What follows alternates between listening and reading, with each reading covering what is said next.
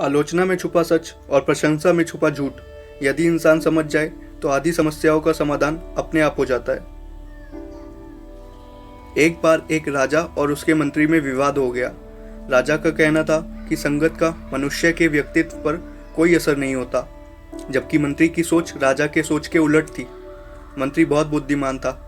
उसने अपनी बात को प्रमाणित करने के लिए 2 तोते मंगवाए, जिनमें से एक को मंत्री ने साधुओं के आश्रम में भेज दिया और दूसरे तोते को बुरे लोगों के साथ भेज दिया।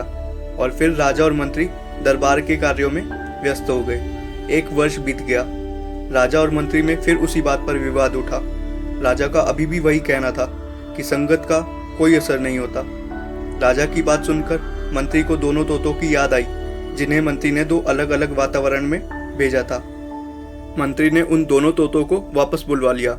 जो तोता साधुओं के आश्रम से आया था, उसने आते ही राजा को प्रणाम किया और राजा की जय बोली, जबकि दूसरा तोता जो बुरे लोगों के साथ रहकर आया था, उसने राजा के सामने बुरे शब्दों का प्रयोग किया, जिसे सुनकर राजा और सभी दरबारी क्रोध से भर गए। उसी समय राजा ने तोते को मारने के लिए अपनी तलवार निकाली। तभी साधुओं के आश्रम से आया तोता बोला, सुनिए राजन, मैंने साधु संतों और भक्तों की वाणी सुनी है और इसने दुष्टों की वाणी सुनी है। ना तो इसका कोई दोष है और ना ही मेरे में कोई गुण है। यह तो बस संगत का असर है। राजा तोते और मंत्री की बात समझ गया कि हमारे जीवन में संगत का बहुत बड़ा प्रभाव होता है।